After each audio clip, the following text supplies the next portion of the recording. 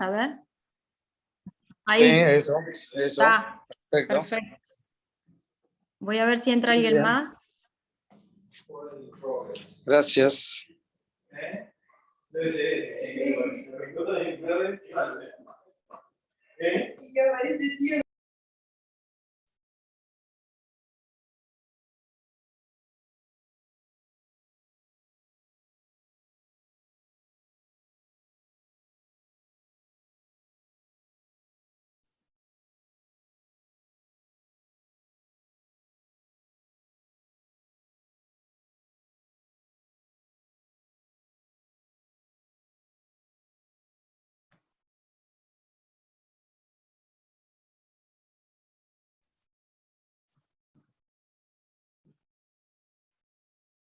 Esperamos un rato más a ver si se agrega alguien más.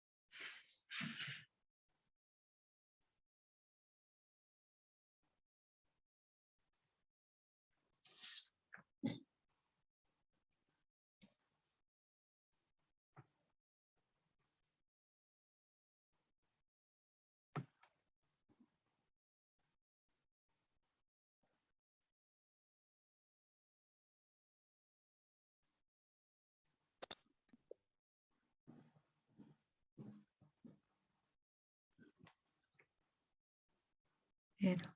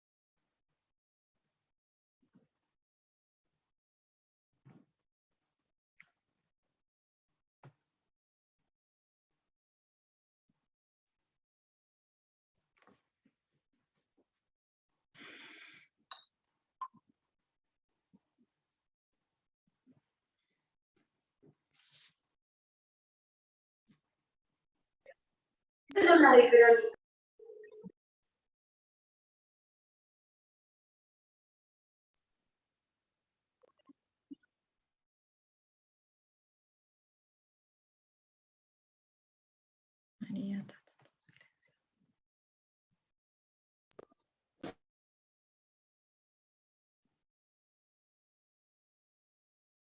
esperamos unos 5 minutos más. ¿Me escuchan bien? Sí, Sole, te escucha. Perfecto, Sole. Esperamos un ratito, 3 minutos más, 5 minutos más, a ver si ingresa más gente y si no, ya después empiezo.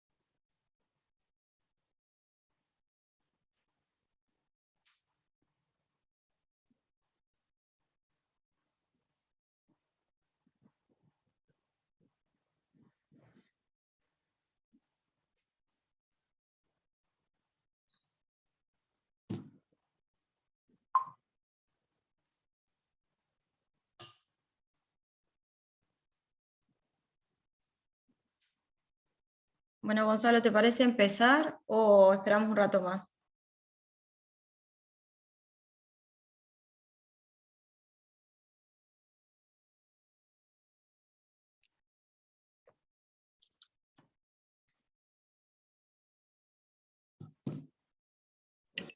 Arrancá nomás, Sole. Ah, bárbaro. Bueno, buenas tardes. La idea es empezar a ayornarnos con el protocolo. ¿Tá? La importancia de este protocolo es que la analgesia, como sabemos, y la sedación es parte integral de la práctica diaria de la atención de los pacientes críticos, y una correcta sedación y analgesia y prevención del delirio favorece al bienestar del paciente. ¿Qué pasa?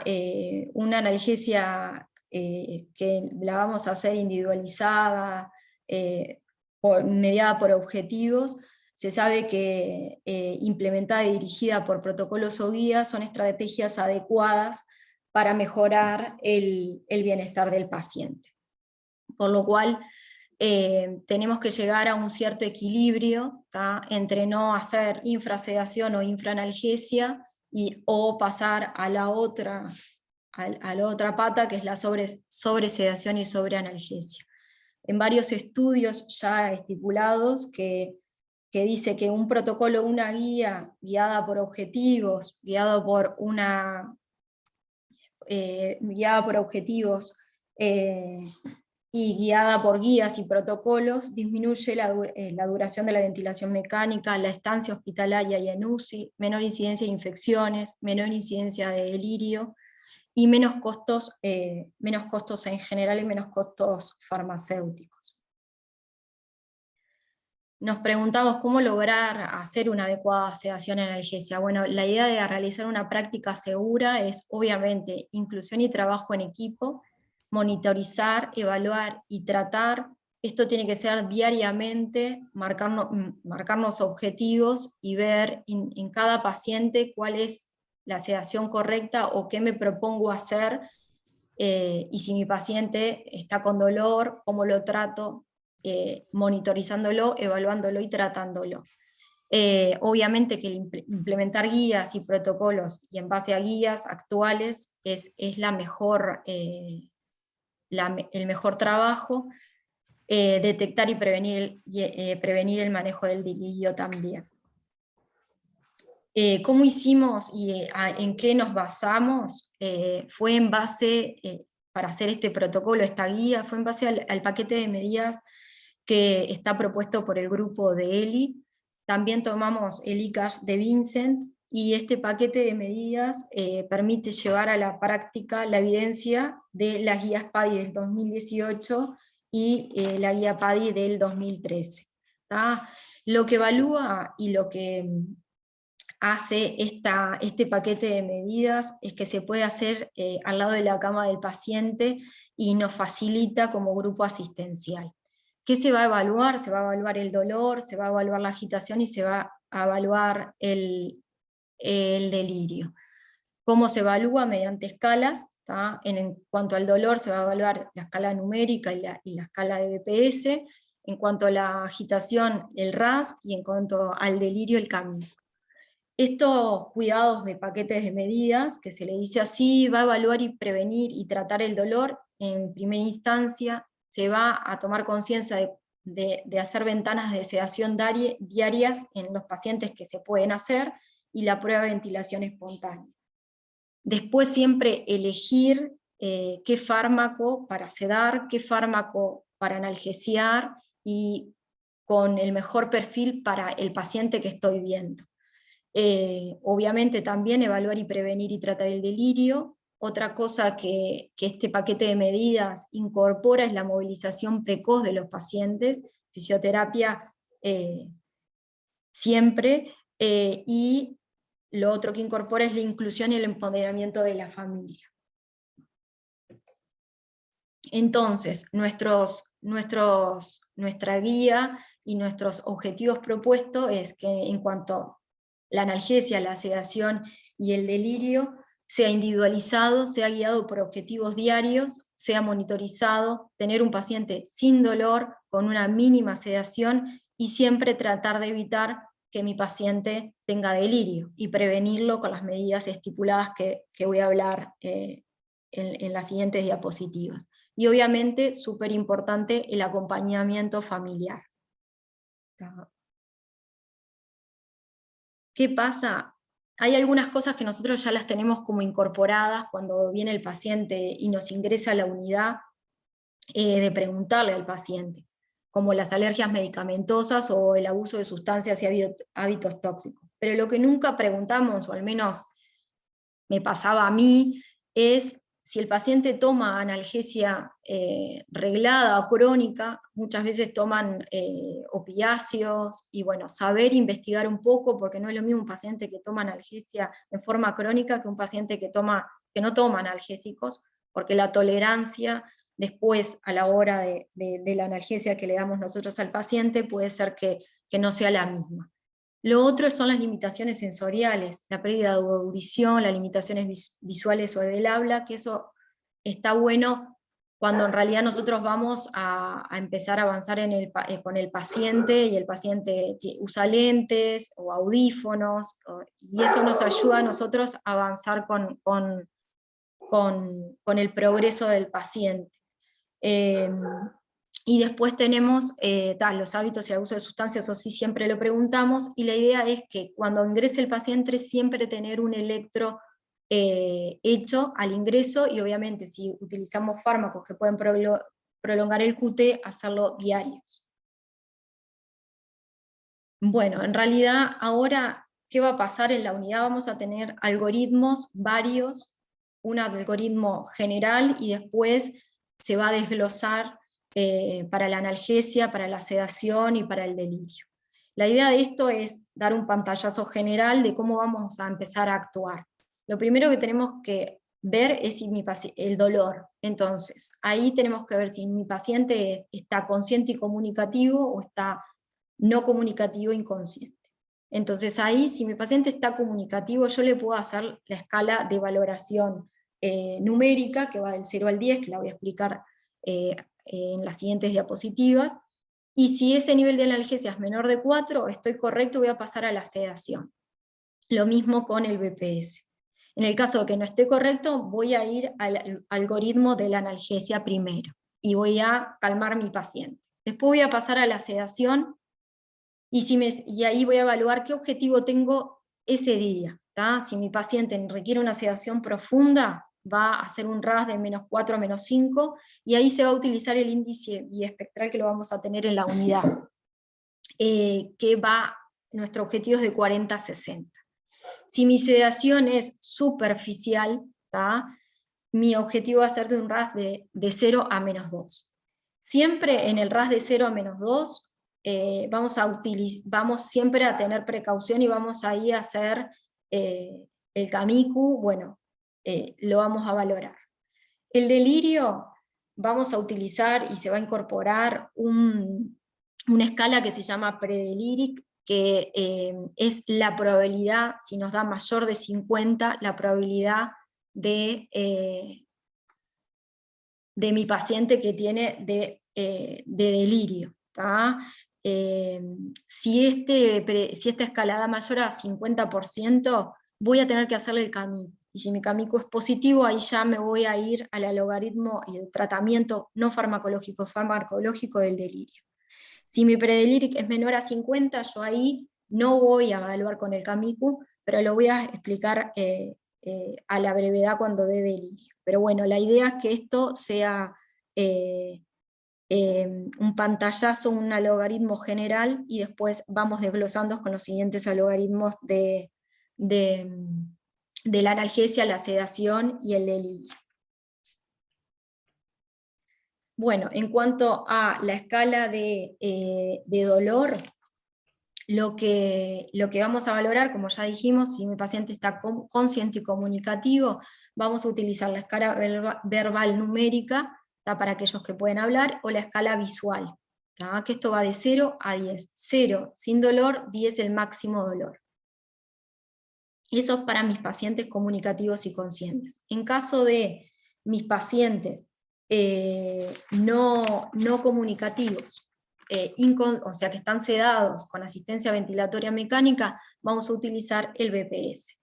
El BPS es una escala subjetiva, ¿tá? Que tiene tres ítems. Uno es la expresión facial, otro son los movimientos de los miembros superiores y otro la ventilación mecánica. Esta escala oscila entre una puntuación de 3, que no hay dolor, y una máxima puntuación de 12, que es el máximo dolor. Esta puntuación, cuando es mayor a 6, se considera que es un dolor inaceptable. Es una escala que es fácil de utilizar y que te lleva un tiempo más o menos de 2 a 5 minutos. ¿Tá? Lo que tiene esta escala es que tiene algunas limitaciones. ¿Tá? No se puede aplicar en aquellos pacientes que tienen sedación profunda, que están con bloqueantes neuromusculares, con tetraplegia o polineuropatía. ¿Tá? Obviamente, en estas situaciones hay algunos estudios que capaz que nosotros los podemos utilizar, pero no hay tantos estudios. Se puede utilizar el índice biespectral, que estos estudios dicen que si hay una variación del índice biespectral mayor al 10% del valor, se puede decir que el paciente está con dolor, y bueno, ahí aplicar el tratamiento. Ya les digo, esto es un estudio que se hizo, que mostró que esa variación del BIS de 10% en un 72% era que los pacientes tenían dolor. Pero bueno, en la sedación profunda se nos hace más dificultoso. En realidad la escala del BPS no se puede utilizar, y bueno, utilizaremos como experiencia el índice biespectral. ¿Qué pasa? Con la analgesia tenemos que tener varios conceptos de diferente tipo de analgesia que vamos a aplicar en nuestros pacientes. En realidad, la analgesia preventiva la vamos a hacer cuando nuestros pacientes tienen procedimientos dolorosos. Vamos a utilizar con un tiempo de administración suficiente para que haga su efecto. Vamos a tener diferentes procedimientos, algunos más dolorosos que otros. Y se pueden utilizar en esta instancia opiáceos o coadyuvantes, o no opiáceos, que son el paracetamol, el ketoprofeno, el ketorolac. La analgesia dirigida es aquella que ya está presente, tiene dolor nuestro paciente, y vamos a emplear perfusión de fentanil, de morfina y demás. Y la analgesia de rescate es cuando mi paciente se necesita calmar, está con analgésicos, pero sigue con un dolor persistente no controlado. Eso lo vamos a tener que tener en cuenta, porque la idea es que si vamos a hacer un procedimiento invasivo, aplicar esta analgesia preventiva, y bueno, evaluar en qué ítem estamos con los pacientes. Y bueno, este es el logaritmo el algoritmo de dolor que va a estar en la unidad, acompañado con el algoritmo general. Y bueno, la idea es esta: evaluar, prevenir y tratar. Evaluar por las escalas clínicas, se van a hacer cada 4 horas, enfermería es la que va a hacer el BPS, y el EVA va cada 4 horas. Prevenir, previo a la realización de maniobras invasivas, como ya hablamos, realizar una analgesia preventiva. Tratar, hay medidas no farmacológicas como los cambios de postura, la movilización precoz. Bueno, la musicoterapia y la relajación sería bueno, pero en realidad se puede aplicar o no. Y en lo farmacológico siempre tener la presencia de qué fármaco adecuado para este paciente, que sea multimodal, que sea las mínimas dosis de opiáceos, y utilizar coadyuvante. Y en el caso del dolor neuropático, utilizar pregabalina y gabapentina. Todos estos fármacos y demás van a estar todos en tablas que van a especificar mililitros horas por el kilo del paciente, por el peso del paciente. Si nuestro paciente, el tratamiento del dolor es escalonado, nosotros podemos tener un dolor severo que se cataloga con el mayor o igual a 6, y ahí nosotros vamos a hacer un bolo de analgesia, y luego iniciar a mínimas dosis la perfusión, por ejemplo de fentanilo o morfina. Lo evaluamos a las 2 horas, y si persiste, ahí vamos a iniciar coadyuvantes, puede ser paracetamol IV o vía oral. Después se reevalúa a las 4 horas y en caso de persistencia se va a aumentar un 20% los opiáceos. Y bueno, en caso que mi paciente, ahí no se está viendo, perdón, pero en el caso de que mi paciente tenga una sedación superficial, vamos a utilizar el ramifentanil, ¿tá? Que tiene vida media corta, y la idea es poder que no quede residual y utilizar estos fármacos que una vez que se suspenden, no quedan, por ejemplo, en el paciente renal con insuficiencia renal, tienen una vida, el ramifentanil ayudar. El dolor moderado es de 5 a 4, ¿tá? Ahí podemos iniciar paracetamol o AINES y se evalúa. En el caso de que no calme, podemos hacer dilución, y bueno, obviamente que si no calma, podemos pasar a la perfusión de fentanil o de morfina. Y en el dolor leve, que es menor a 4, AINES o paracetamol, o bueno, AINES o paracetamol sería la indicación. Siempre tenemos que tener en cuenta que es un tratamiento escalonado y que minimizamos el uso de opiáceos. Esto sería en cuanto a la analgesia. En cuanto a la monitorización de la sedación, vamos a utilizar el RASS, que es una escala subjetiva, ¿va? Que va desde un valor numérico de -5 a más 4, los valores positivos nos hablan de agitación, los valores negativos obviamente nos va hablando de la sedación, un nivel 0 es cuando mi paciente está tranquilo. Esta escala es una escala sencilla, que es reproducible, fácil de aprendizaje, y se puede hacer en poco tiempo, ¿tá? También resulta útil porque además es uno de los ítems para cuantificar la escala de Camille. Tanto la aplicación de las escalas subjetivas como la observación clínica puede distinguir la sedación si es insuficiente, adecuada o profunda, pero el tema es cuando la sedación, son insuficientes para detectar cambios en los grados de profundidad de la sedación, por lo cual ahí sí vamos a utilizar el índice biespectral. El índice biespectral permite una medición objetiva de la actividad cerebral y reproduce la profundidad de la sedación, en función de la disminución de la actividad eléctrica producida por el sedante. Este índice oscila entre el valor numérico 100, que es cuando mi paciente está despierto, y 0, cuando en realidad hay un silencio eléctrico cerebral. Siendo valores menores a 60, representativos de una capacidad mínima de respuesta. La valoración del BIS resulta muy útil para la sedación profunda para aquellos pacientes con hipertensión endocraniana, con síndrome con distrés, con shock y con bloqueantes neuromusculares. Esto en realidad la idea es que se vayan haciendo talleres para ver cómo es la colocación, los cuidados que hay que tener. Esto se va en estas semanas, se van a hacer talleres como para explicar cómo se utiliza y qué cuidados hay que tener. Bueno, y en cuanto a la sedación, vamos a tener la sedación profunda, que ya habíamos dicho que es un RASS de -4 a -5, y ahí no lo puse, pero el índice biespectral es de 40 a 60, y una sedación superficial es de 0 a -2. ¿Qué pacientes nosotros vamos a utilizar sedación profunda?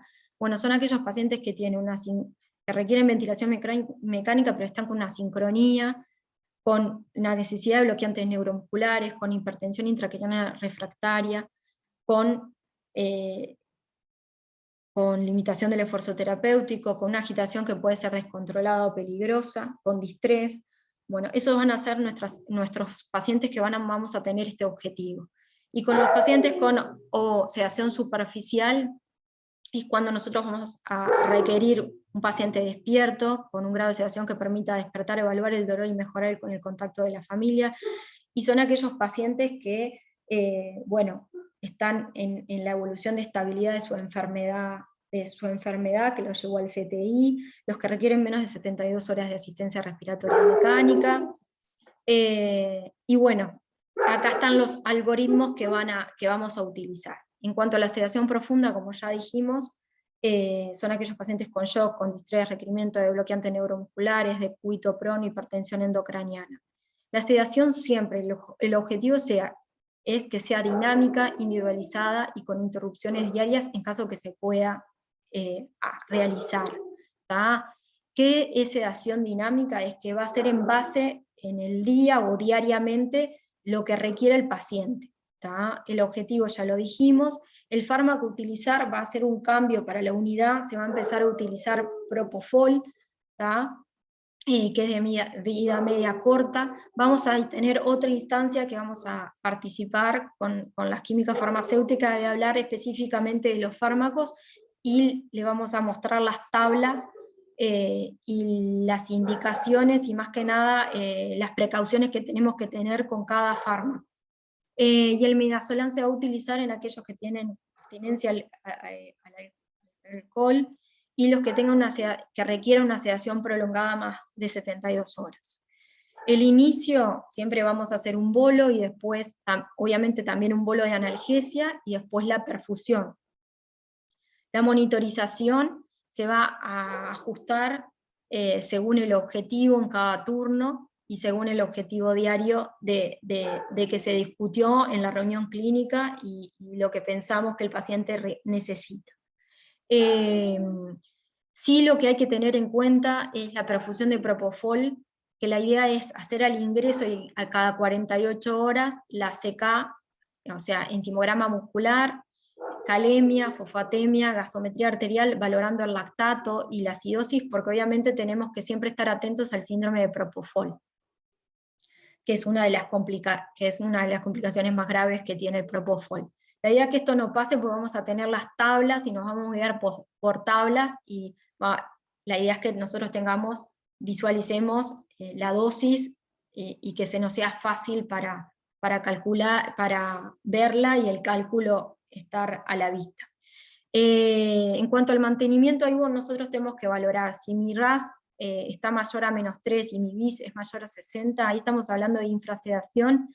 Primero vamos a evaluar el nivel de analgesia de mi paciente.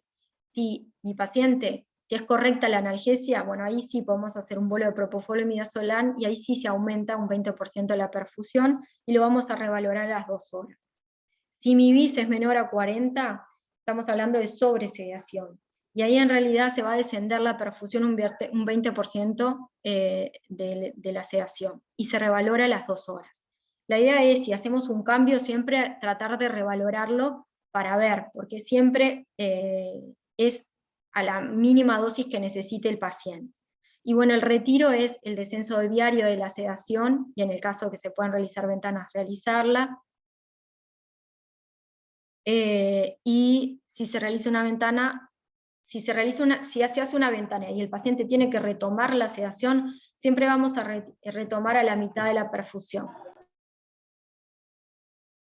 En cuanto a la sedación superficial, también esto es, el objetivo es que sea dinámica, individualizada, con interrupciones diarias. Pero, ¿cuáles son los pacientes los que hablamos? Menos de 72 horas de asistencia respiratoria mecánica, el que está ya en plan de desvinculación y evolución de su patología crítica. ¿Qué RAS vamos a utilizar de 0 a -2? El fármaco que vamos a utilizar es la dexmetomidina. El inicio va a ser en perfusión, se va a monitorizar igual en cada turno según objetivo, y bueno, vamos a evaluar el descenso y evaluar diariamente la posibilidad de ventana de sedación, y el descenso progresivo hasta la suspensión. Eso sería nuestra sedación superficial. Ahora vamos a pasar el delirio. Bueno, el delirio sabemos que es una alteración de la conciencia, con inatención, acompañada de alteraciones cognitivas, o de la percepción, que se dan con un corto periodo de tiempo, en horas o días, y fluctúa con el mismo. La prevalencia, en realidad, en hospitalaria oscila entre 11 y 42%, y una incidencia en UCI de 41 a un 70%. De acuerdo al nivel de alerta de la actividad psicomotora, vamos a clasificar el delirio en hiperactivo, hipoactivo y mixto. El hiperactivo se presenta en un 30%, que es el que creemos nosotros que vemos más, porque creo que es el más fácil de diagnosticar, que es agitación, agresividad, autorretirada de catéteres, que se presenta en el 30%, como dije. Y el hipoactivo, que se presenta en un 24%, que se da por letargia, apatía, disminución de la respuesta a estímulos externos, es el que subdiagnosticamos y es el que nunca lo tenemos visualizado. En realidad el que está más presente es el mixto, que está en un 46%, que tiene características de ambos, del hipoactivo y el hiperactivo. Pero esto lo tenemos que tener en cuenta a la hora después de poder diagnosticar y tratar.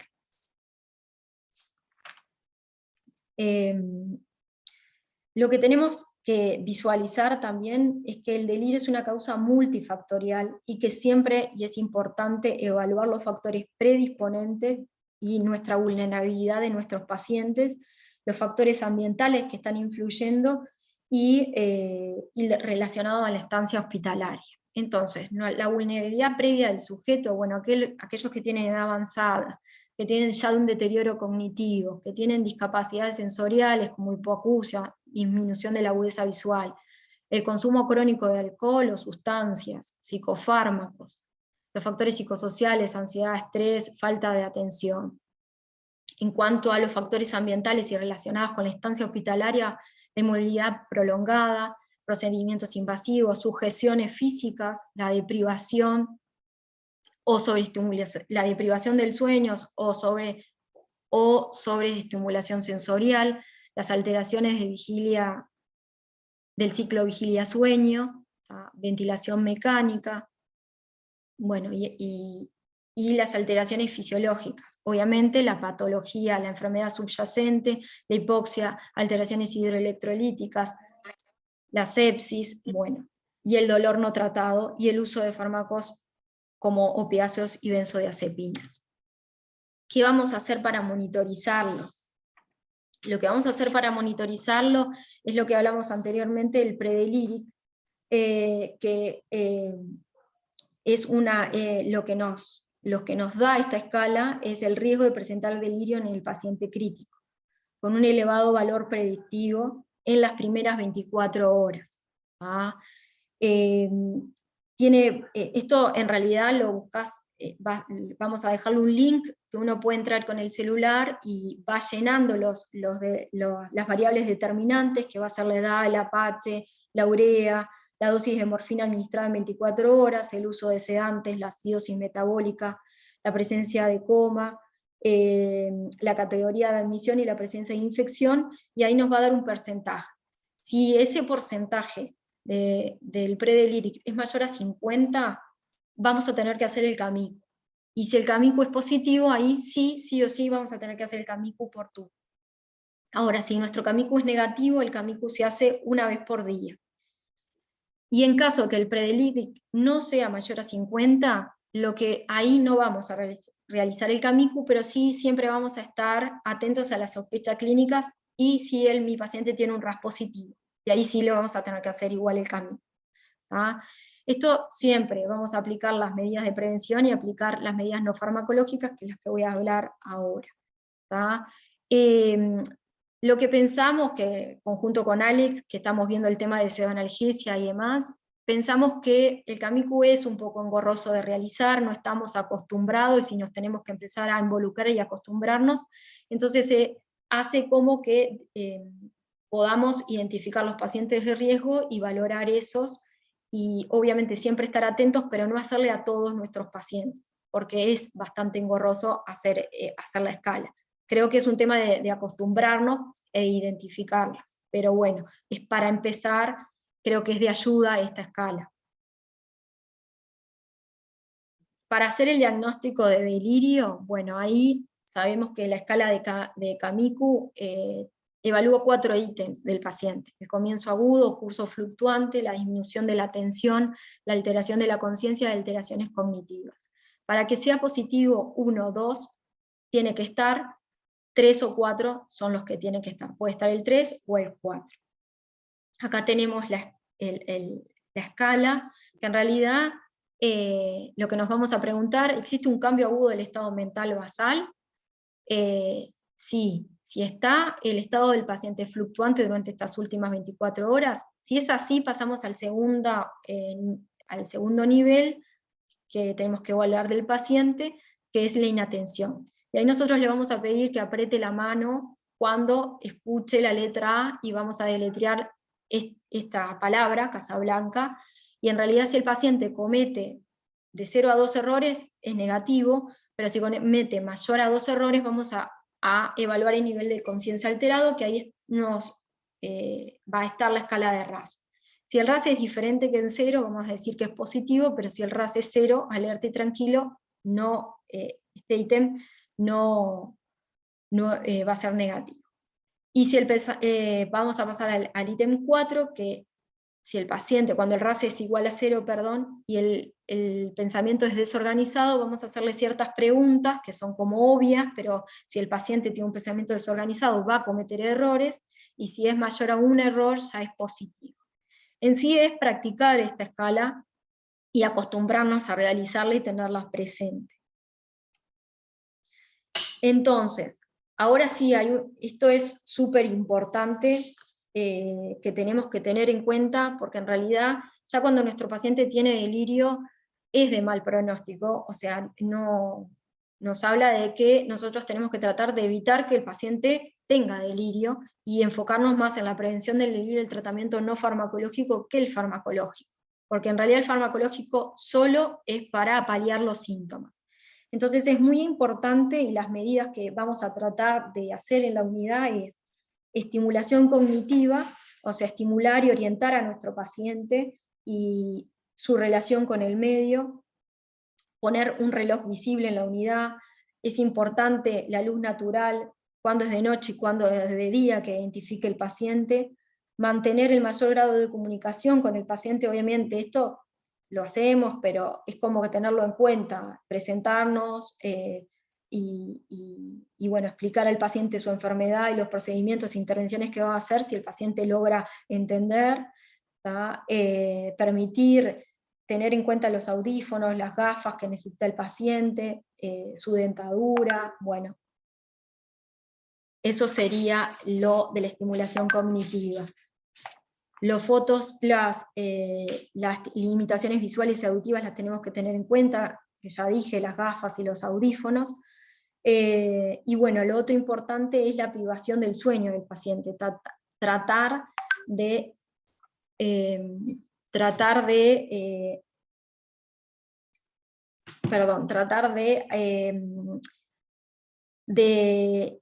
hacer lo mejor posible o hacer una higiene del sueño. Durante el día, tratar el dolor, hidratación, los audífonos, facilitar la comunicación y la reorientación, maximizar la exposición a la luz natural en lo posible, permitir un descanso vespertino, que eso, ver los cuidados, y minimizar las restricciones físicas, como los catéteres y los tubos. Y durante la noche, ahí la idea es que nosotros empecemos a reprogramar los cuidados para que no interfieran en el descanso del paciente.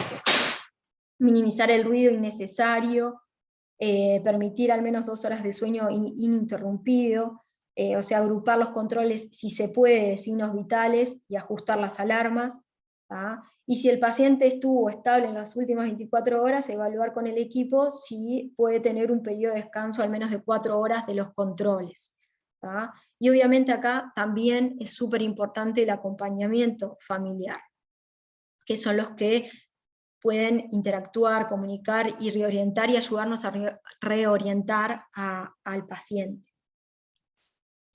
Esto es un esquema también de lo que hablamos de delirio hiperactivo, hipoactivo, y lo que tenemos que tener en cuenta: las causas desencadenantes, tratarlas, la prevención y tratamiento no farmacológico, y lo que recién hablamos, la movilización precoz, la estimulación visual y auditiva, la retirada precoz del catéter, minimizar el ruido y la luz, reorientación y estimulación cognitiva.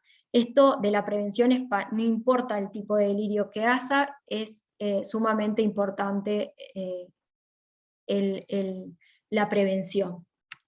En cuanto a lo farmacológico, bueno, el hiperactivo, el fármaco que vamos a utilizar es la dexmedetomidina, ¿tá? Y bueno, si este paciente con la dexmedetomidina tiene alguna contraindicación, podemos utilizar también el haloperidol, siempre evaluando los efectos adversos. Se van a hacer en bolo, y si los bolos no están ayudando, se van a realizar la perfusión, y también vamos a incorporar la clonidina y la levomepromacina. En cuanto al delirio por deprivación alcohólica o benzodiazepinas, ahí sí tenemos que utilizar las benzodiazepinas. También las guías dicen que se puede utilizar la dexmedetomidina.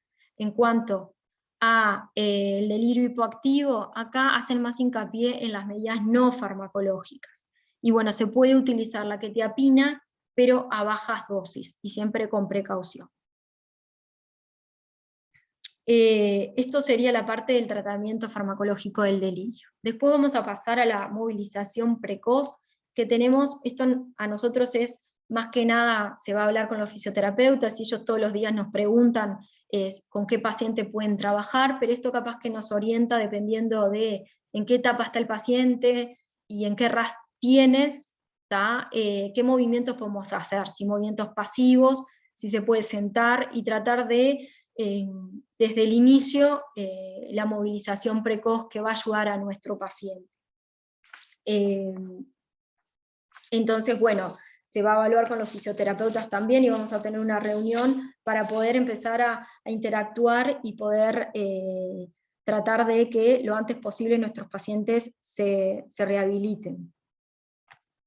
Bueno, y lo otro importante es el acompañamiento familiar, que la familia es fundamental y tiene varios beneficios, y se han visto los beneficios. Para los pacientes reduce la ansiedad, la confusión y la agitación, y aumenta la sensación de seguridad y satisfacción personal.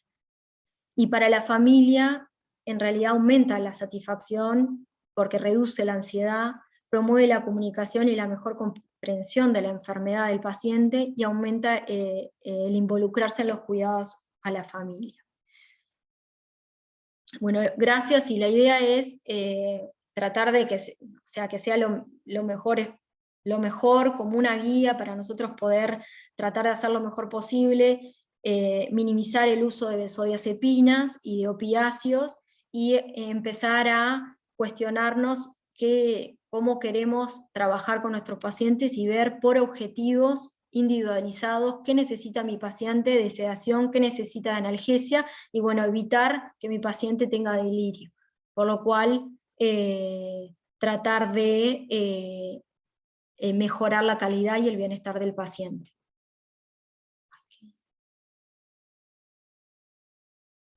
Bueno.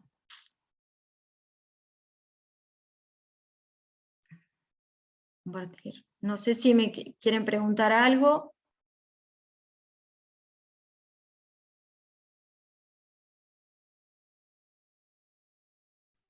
Soledad, ¿cómo andás? ¿Andas bien, Alex? Bien, no pongo la cámara porque estoy No, de tranqui, guardia. tranqui. Pero muy buena la presentación. Primero, felicitarte por la revisión que hiciste, que es bastante larga, sobre 3 temas que son de todos los pacientes de todos los días, como la sedación, la analgesia, el delirio, ¿no? Que va desde los objetivos de lo que son cada uno de ellos, la revisión farmacológica, los tratamientos de primera, segunda, tercera línea. Es una revisión muy extensa. Te queda todavía un trabajo bastante arduo, que es el tema de la implantación.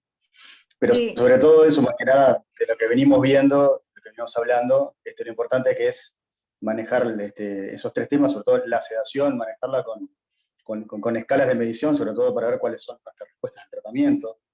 El tema de la analgesia, el tema de la sedación, manejarla por objetivos, ¿no? Y ahí, en cuestión de eso, qué fármaco nosotros utilizamos, y ni que hablar del delirio, más que nada centrado en la prevención. Pero muy buena la revisión, bien clara, es difícil de resumir, mucha bibliografía para hablar, pero me gustó mucho. Dale. Sí, gracias, Alex. La idea es tener otra reunión para poder, que va a ser para ver más a fondo la parte farmacológica, que ahí van a estar las químicas, que seguramente sea la semana que viene, y vamos a ver las tablas que hicimos en conjunto con las químicas, que bueno, ahí seguramente también podemos sacarnos dudas, también a nivel de los fármacos, y eso va a estar bueno también.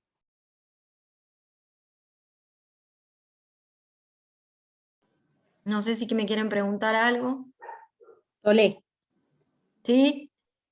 primero felicitarte, yo la agarré pesada, pero bueno, me supongo que va a quedar grabado. Pido disculpas, pero muy bueno y muy Tranqui, claro. Caro.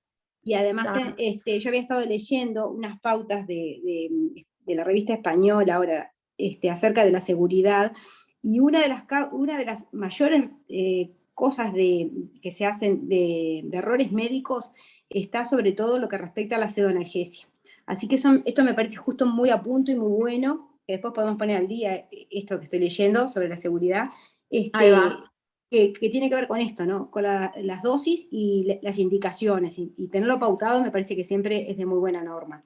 Incluso Claro, los españoles pasan visita hasta con un químico, o deberíamos interactuar un bueno, poco con un químico, ¿no? lo que va a pasar en realidad es que las químicas van a estar atentas a nosotros porque nos van a ayudar cuando nosotros nos pasemos de la sedación o algo, ellas van a estar atentas. Lo que se va a hacer o planificamos con ellas es que en las indicaciones médicas vamos a tener que poner el objetivo de ese día, de cuánto queremos, o sea, si mi paciente está en sedación profunda o en sedación superficial, y empezar a tomar conciencia de el rango terapéutico. Pero claro, están las tablas que te van a decir hasta cuánto podés llegar y qué interacciones tiene con fármacos. Están buenas. La idea es hacer la reunión con ellas, así podemos inmiscuirnos más en el tema de farmacológico, que ellas te dan una mano, porque hay cosas que nosotros ignoramos, que está bueno saberlas también.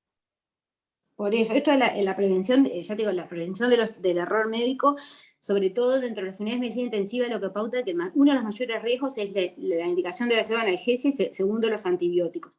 Y hay todo. Ahí está. O sea que me parece re bueno justo que vos hayas puesto a punto con todo el trabajo, como dice Ale, felicitarte, y bueno, Gracias, Caro. de todos poder colaborar en la implementación ¿no? Sí, que eso creo que es lo más difícil, porque es cambiar la manera de operar, y a veces cuesta un poco porque uno se acostumbra, somos bichos de costumbre en realidad. Entonces pero la idea es esa, es tratar de en conjunto poder mejorar y evitar eso también, ¿no? Los eventos adversos. Buenísimo. Buenísimo. No sé si alguien más quiere decirme algo o preguntarme algo.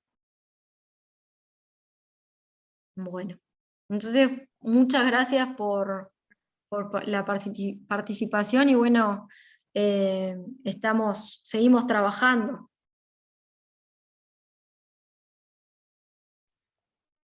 Felicitaciones, Sole, perdón que me Gracias. conecté súper tarde. Tranqui, Gavita, no hay problema. Tranqui.